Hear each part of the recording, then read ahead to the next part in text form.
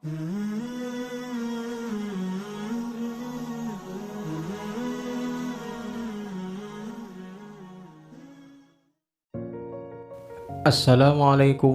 warahmatullahi wabarakatuh. Bismillahirrahmanirrahim. Sa'id bin Zaid al-Adawi radhiyallahu an merupakan kelompok sahabat yang memeluk Islam pada masa-masa awal, sehingga ia termasuk dalam kelompok as-sabiqun al-awwalun. Ia memeluk Islam bersama istrinya Fatimah binti Khattab, adik dari Sayyidina Umar bin Khattab radhiyallahu an.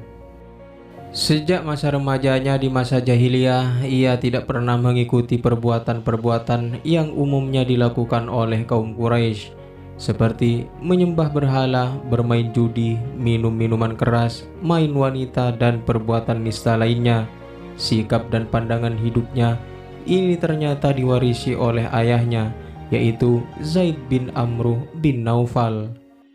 Sejak lama Zaid bin Amru telah meyakini kebenaran agama Ibrahim, tetapi tidak mengikuti agama Yahudi dan Nasrani yang menurutnya telah jauh menyimpang dari agama Ibrahim.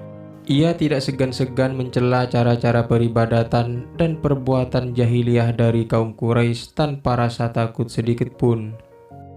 Pernah suatu ketika ia pernah bersandar di dinding Ka'bah ketika kaum Quraisy sedang melakukan ritual-ritual penyembahannya, dan ia berkata, "Wahai kaum Quraisy, apakah tidak ada di antara kalian yang menganut agama Ibrahim selain aku?" Zaid bin Amru juga sangat aktif menentang kebiasaan kaum Quraisy seperti mengubur hidup-hidup anak perempuannya, karena dianggap sebagai aib seperti yang pernah dilakukan Umar bin Khattab di masa jahiliyahnya. Ia selalu menawarkan diri untuk mengasuh anak perempuan tersebut, dan ia juga selalu menolak memakan daging sembelihan yang tidak disebutkan nama Allah saat penyembelihannya, dan juga penyembelihan untuk berhala-berhala. Seakan-akan ia memperoleh ilham, ia pernah berkata kepada sahabat dan kerabatnya, "Aku sedang menunggu seorang nabi dari keturunan Ismail. Hanya saja rasanya aku tidak akan sempat melihatnya, tetapi saya beriman kepadanya dan meyakini kebenarannya." Zaid bin Amru sempat bertemu dan bergaul dengan Nabi Muhammad SAW sebelum beliau dikukuhkan sebagai nabi dan rasul. Sosok pemuda ini, yakni Nabi Muhammad SAW, sangat mengagumkan bagi dirinya.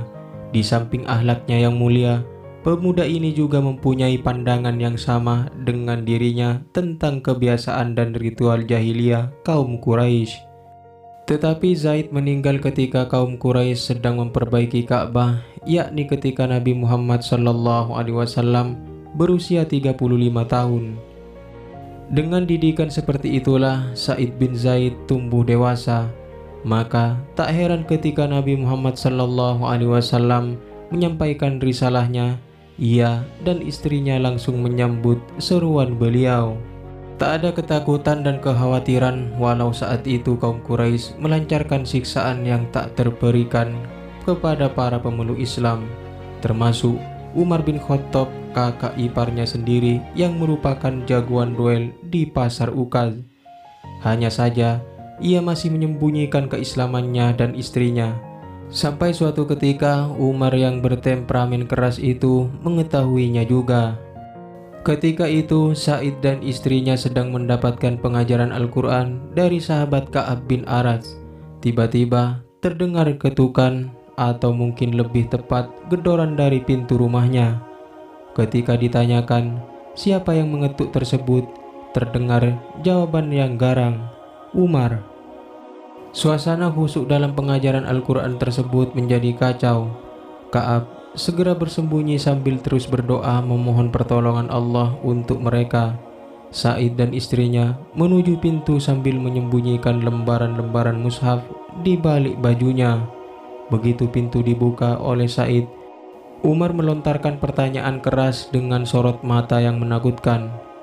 "Benarkah desas-desus yang kudengar bahwa kalian telah murtad?" Sebelum kejadian itu, sebenarnya Umar telah membulatkan tekad untuk membunuh Nabi Muhammad SAW. Kemarahannya telah memuncak karena kaum Quraisy telah terpecah belah, mengalami kekacauan dan kegelisahan. Penyebab kesemuanya itu adalah dakwah Islamiyah yang disampaikan oleh Nabi Muhammad SAW. Dalam pemikiran Umar, jika ia menyingkirkan dan membunuh Nabi, tentulah kaum Quraisy kembali tenang seperti semula. Tetapi di tengah perjalanan ia bertemu dengan Nuaim bin Abdullah yang memberitahukan kalau adiknya Fatimah dan suaminya telah memeluk Islam. Nuaim menyarankan agar ia mengurus kerabatnya sendiri saja sebelum mencampuri urusan orang lain. Karena itu, tak heran jika kemarahan Umar itu tertumpah kepada keluarga adiknya ini. Sebenarnya Said melihat bahaya yang tampak dari sorot mata Umar, tetapi keimanan yang telah merasuk seolah memberikan tambahan kekuatan yang tak terkira. Bukannya menolak tuduhan, ia justru berkata, "Wahai Umar, bagaimana pendapat Anda jika kebenaran itu ternyata berada di pihak mereka?" Mendengar jawaban itu, Umar langsung menikam Said, memutar kepalanya, kemudian membantingnya ke tanah. Setelah itu, Umar menduduki dada Said.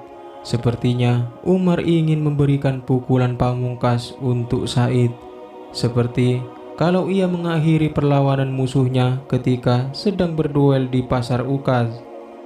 Fatimah mendekat untuk membela suaminya, tetapi ia mendapat tinju keras Umar di wajahnya sehingga terjatuh dan darah mengalir dari bibirnya. Keadaan Said sangat kritis, ia bukan lawan duel sebanding dengan Umar, dan ia hanya bisa pasrah jika Umar akan menghabisinya. Tetapi tiba-tiba terdengar pekikan keras istrinya, Fatimah, bukan ketakutan tetapi pekikan perlawanan dan permusuhan dengan penuh keberanian. "Wahai musuh Allah, kamu berani memukul saya karena saya beriman kepada Allah. Wahai Umar, perbuatlah yang kamu suka, karena saya akan tetap bersaksi bahwa tiada Tuhan melainkan Allah dan bahwa Muhammad adalah Rasulullah." Umar tersentak bagai disengat listrik. Pekikan itu seakan menembus ulur hatinya. Terkejut dan heran, Umar bin Khattab seakan tak percaya wanita lemah ini yang tidak lain adiknya sendiri berani menantangnya.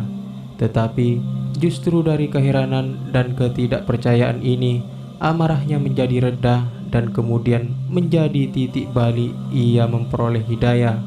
Hingga kemudian Umar berbalik dan meninggalkan mereka untuk menemui Nabi Muhammad SAW untuk memeluk Islam.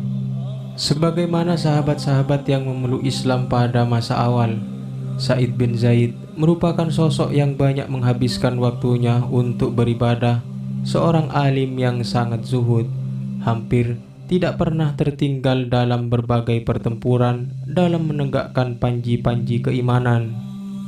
Ia memang tidak mengikuti perang Badar karena saat itu ia ditugaskan Nabi Muhammad SAW untuk tugas mata-mata ke Syam bersama Thalha bin Ubaidillah. Tetapi beliau menetapkannya sebagai ahlul bad dan memberikan bagian ghanimah dari perang Badar.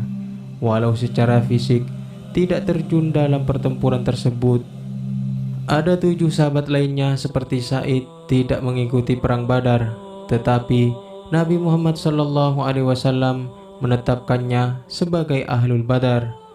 Said juga termasuk dalam kelompok 10 sahabat yang dijamin oleh Nabi Muhammad SAW yang akan masuk surga dalam masa hidupnya. 9 sahabat lainnya adalah 4 sahabat Khulafaur Rasyidin, Abdurrahman bin Auf, Sa'ad bin Abi Waqqas, Zubair bin Awam, Thalha bin Ubaidillah, dan Abu Ubaidah bin Jarrah radhiyallahu an. Demikianlah kisah sahabat Nabi Said bin Zaid.